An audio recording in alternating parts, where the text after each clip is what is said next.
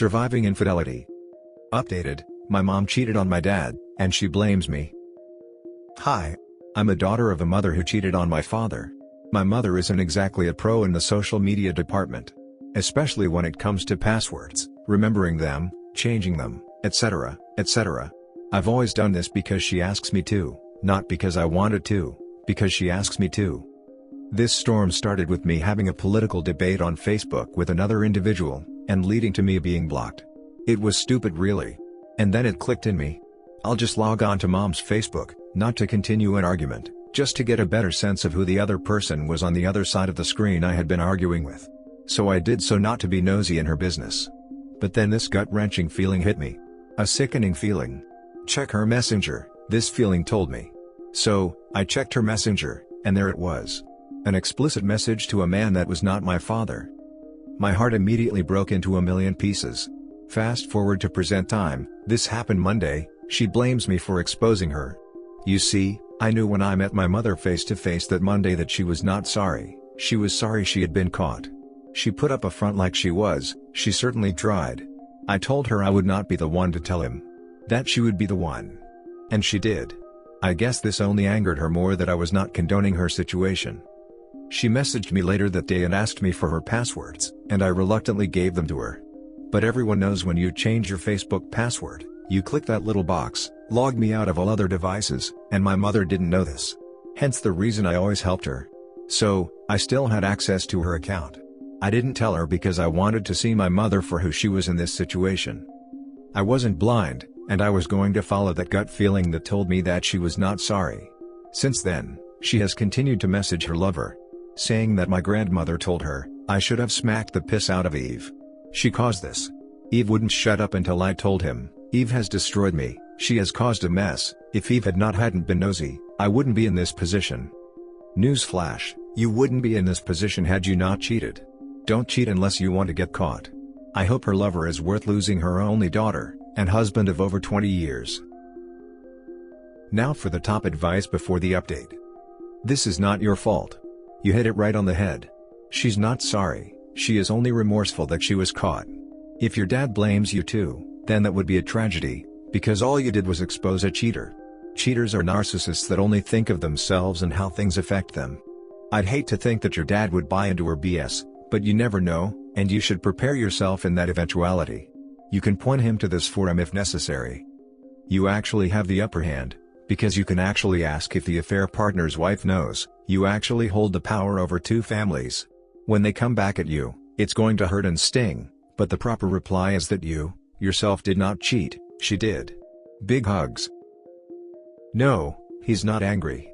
Father's Day is coming up here in the US, and he told me, this year I didn't have to get him anything, because what I did was the best thing anyone had ever done for him. Good dad. He is the best. Has always worked hard to support his family. You need to start taking screenshots of all of that, especially if you are younger than 18, because there will be a custody aspect of the divorce if you are under 18. And you do not want her to have sole or 50% custody of you, when she is abusive. So by getting evidence that she wants to hit you, will go a long way in preventing her from getting custody. It will also help your dad get evidence that she participated in adultery. This is very important if you live in a fault state. This means that the person who had an affair, gets dinged during a divorce, could mean less alimony or parental custody rights. Depends on the state's specific law. It also will prevent any lies she may come up with during the divorce in order to get special treatment or deny her behavior. I do have screenshots. I am over 18, but I still took them. I will not be made out to be a fool or a liar.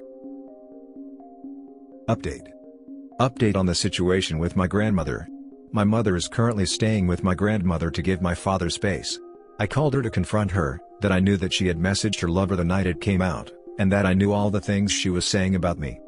I asked her why she would do either of those things, and she told me that she done them out of anger. I asked her if my grandmother really said I needed to be smacked, and she said yes. She continued to give me excuse after excuse for her actions. Then told me she was going to have to move, when I then heard my grandmother in the background say, yeah, because of her. I then told my mother I didn't understand why it seemed so easy for people to turn against me. I told her I loved her, and got off of the phone. So much for family, I guess. Now for the next story. My 25 brother-in-law, 35, discovered my sister, 28, was cheating on him, and my heart is breaking. Note: some minor details will be changed or omitted because IDK family members have read it account. But I won't be adding anything untruthful. I feel so weak. Now I know how it feels when people say they feel numb. As context, my sister has always been the black sheep in our family, and was the most disobedient/rebellious in our Asian family household.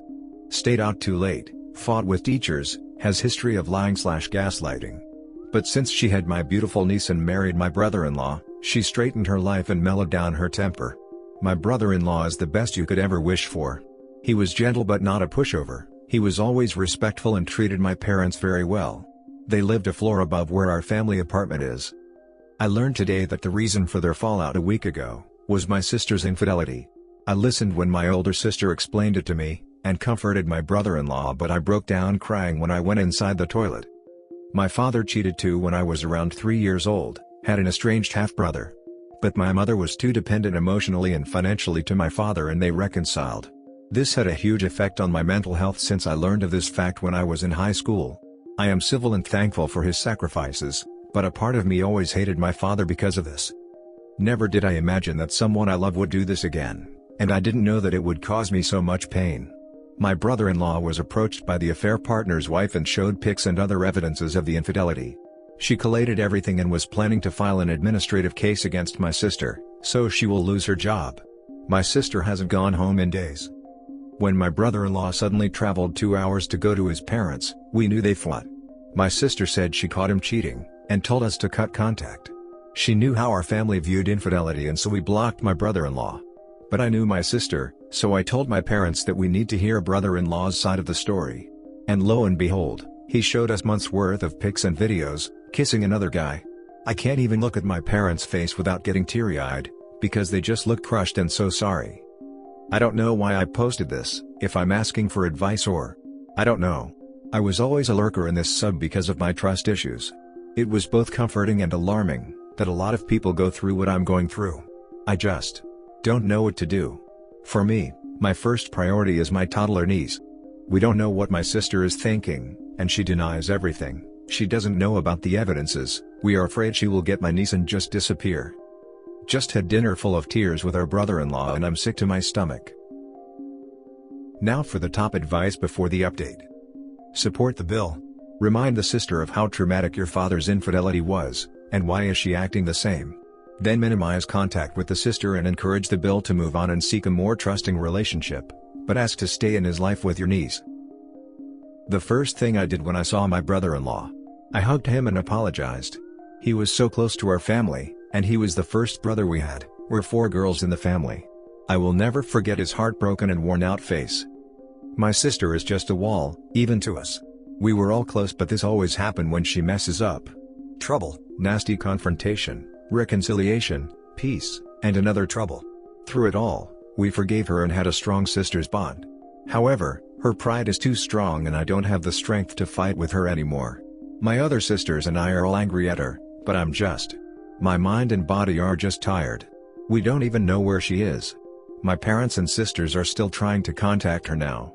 From our conversation, I think my brother-in-law is trying to reconcile. Not 100% sure. After he learned of the affair, he waited for her to confess. Called her and asked if she had anything to confess. She said nothing. He said all he wants is to talk to her honestly. I don't know if my sister is trying to process the mess she is in, and I don't know if she wants to reconcile or not. I hate thinking my niece will grow with a broken family, but if it were up to me, I hope they won't get back together. I think they will end up fighting all the time, always suspicious, and that's what I grew up with. But I don't think I can tell my brother-in-law what to do right now. Answering this question has made me realize the reason for posting this rant. It's because I am so confused right now, between loving and hating my sister, feeling so guilty towards my brother-in-law, and siding with my family, not because anyone is telling me to, but because my sister is my family. Maybe that's why I feel this way. This is an important reminder that cheating victimizes more than just the spouse or the children. It abuses entire families. You need to support your sister, but that means some very tough love.